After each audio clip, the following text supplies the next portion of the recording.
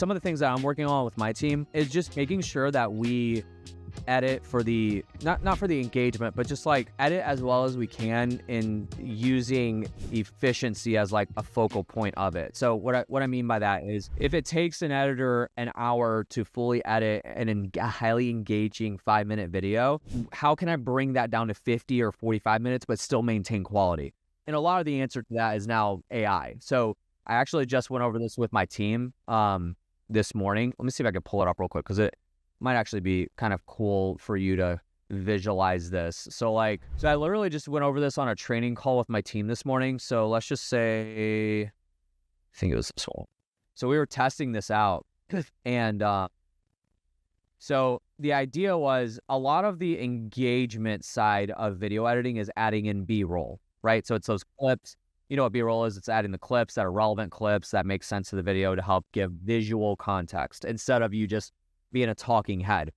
So what I tested a few times was getting a video transcribed, and then you could take the text and the text file, upload it to GPT, and then you're going to add a prompt, something like that. And we're actually, I had my lead video editor, he's going to be crafting a handful of prompts to give to kind of refine this. But the idea is to allow ChatGPT to figure out what makes sense from a B-roll perspective to overlay so that I'm not spending time and my precious creativity to think about like, oh, well, on this video at this timestamp, he talks about, buying a house with cash. Well, let me think about what I could use for that. I want AI to help me with that process because then it can trim my time down significantly, especially the longer the video, right? So this one's only like a 60-second video. So the idea is, I'm going to be editing this social media video, but I need to know where I can edit in B-roll videos to overlay on top. Can you lay out several timestamps? This is a long-winded prompt, so we're going to refine that.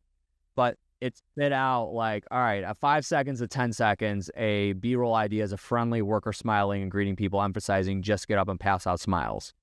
So cool. Like, this is great. Now I know, like, okay, I can just go look for, friendly worker smiling and greeting people. And then same thing here. Then one of my editors got really tricky with it, and we're like, so we use a platform called Envato for B-roll for all the assets, really. Like if we need like 3D or imagery and stuff like that for thumbnails, we use this. It's fantastic. Or even like fonts and stuff like that. Use it. So here's what we did is my editors will like try to tell it to give me exact links for B-roll clips to Envato. And it did. I'm like, holy shit, this is cool. So like some of this is still relevant. So like, friendly worker handing out smiles and greeting people. It's saying like hands of Asian woman writing, like, okay, well, that's not really useful. But like, let's just say, for example, this one. So this is where you got to kind of craft and refine it a little bit. But a contractor speaking hands with a client, talking with a team, click on the hyperlink. It took us straight to a clip that was relevant for this, which was super cool. GPT is going to do, obviously the sources that it's looking for is all these Envato elements to kind of source and figure out what makes sense for the B-roll clip relevant to the keywords that we're using. So again, like, I don't know why I keep saying angry team builder having a phone call, but like, you know what I'm saying? Like, that's the idea behind it. And this kind of stuff can significantly trim down editing for an editor. And you would want them to be innovative enough to do this, right? So like, you don't want them milking the clock and like taking their time editing. Like, there's got to be that kind of stuff in place beforehand.